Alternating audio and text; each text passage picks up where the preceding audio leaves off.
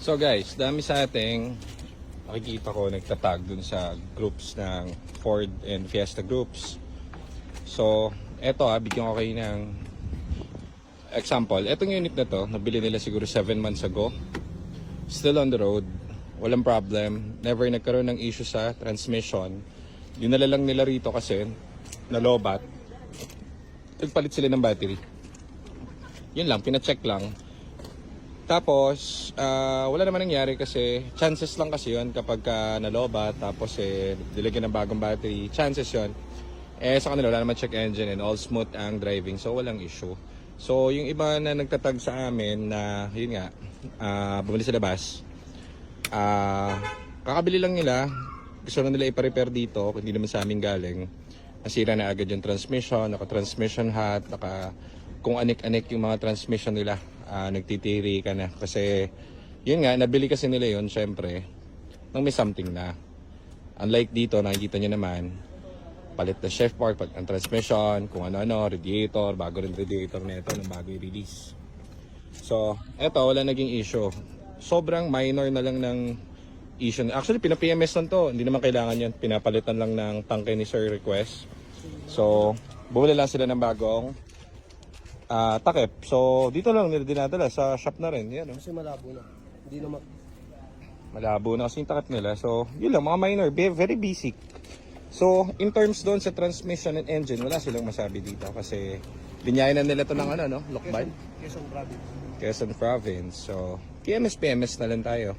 Wala sa aming nabalik ng meron silang problem sa transmission, problem sila sa engine. Ay, wala tayo numboy. So, yun nga, yung mga kanina, may nag-message kasi sa akin kahapon, transmission hat. So, kala ko galing sa atin yung unit, yung pala bilhin nila sa labas. Okay lang yun, hindi pa-repair nyo po dito sa amin. Tumatanggap naman kami niyan. Pero sayang kasi, binili nilang top price. So, sira na agad. Ngayon, sabi ko, hindi naman po sa amin galing. Sayang naman, dadalhin nyo rito, ipapa-repair nyo. Why not, i-message nyo yung nabilan nyo. Ang message sa kanya nung nabilan niya, palit daw ng ATF. So guys, walang kinalaman yung pag nag-transmission hat yan, yung transmission niya, wala siyang kinalaman sa ATF. Dry clutch po yan. So, syempre, palusot na lang nung nabilan nila. Para kunwari, yung isipin lang nung nakabili, baka nga langis lang yan. Ang problem, papagawa nila rito, pinapacheck sa amin yung ATF. Wala pong ATF. Sa dami naming hinawakang EcoSport at Fiesta, walang tipong nagpalit kami ng ATF, gumana na ulit yung sasakyan. So may problema po yan sa transmission. So ganun lang po. So ito mga to, tandaan nyo, walang naging problem sa engine, walang problem sa transmission. Very basic. Siyempre ang kotse, pini-PMS din yan at mini-maintain. So very minor. Palit ng tangke. Tagal nyo. So yan, tumatanggap din kami ng repair. Kaso nga, sayang di ba? Kabibili nyo lang ng unit, sira na agad. Habulin nyo yung nabilan nyo.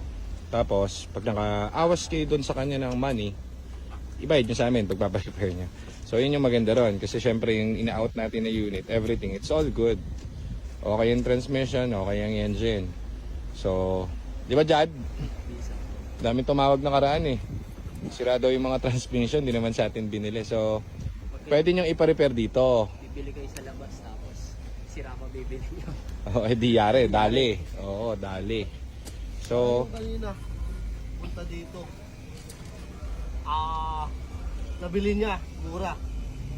Pero sira agad. Para di sayang yung payment nyo, di ba? Anyhow naman, pwede naman po kami mag-repair niyan kahit di galing sa amin. Kaso lang kasi iniintindi ko, parehas lang ng price yung sa amin sa marketplace So, why not gawin yung option yung shop, di ba? So yan, tatakbo na ulit ito ng malayo at kung saan saan. So, tapusin na natin to at maraming nakapila. So yan guys, thank you. Ay, nakalimutan ko sabihin. Galing sa amin yung unit, wala palang bayad labor niya, no, Sep? Wala mo. Wala, syempre. Bilhin nyo lang yung parts. Pakabit nyo rito sa amin, all goods yan. Pero syempre, mas maganda, huwag nyo bibiling peke. Bili kayo original. Pag meron kayong gustong ipa-enhance doon sa unit nyo, meron dito bumibili head unit, headlight. So yan, pwede namin nakakabit. Walang problem. Basta kaya namin, kabit natin. Yan yung difference nun. Ngayon, kung bibili kayo sa labas, tandaan nyo Dapat okay ang papers, legit, money back guarantee dapat. Pangalawa, dapat okay ang transmission and engine, walang problema. Pangatlo, pangatlo? Meron kang showroom na mababalikan. Pang-apat, isusure nyo na pagka nabili nyo yung kotse, tipong pag nagkaroon ng aberya within a week, balik nyo doon at sasama kayo ng may-ari doon sa paggawa. Okay, kaso nga dito, gawa na lahat ng unit. So, panglima, bahala na kayo. Basta marami yan. Maraming perks kapag dito kayo kumuha. So, not to, naman. Pero, yun kasi ginagawa namin since day one. So, wala nagiging problem sa mga transmission yung mga yan. So, all goods. Okay, sa mga parts, marami rin tayo niyan. Walang problema. Gawa na natin ang paraan lahat. So, gagamitin nyo na lang talaga yung unit. Okay? So, yan guys. Thank you guys. Mamaya, mag-vlog pa tayo. Thank you.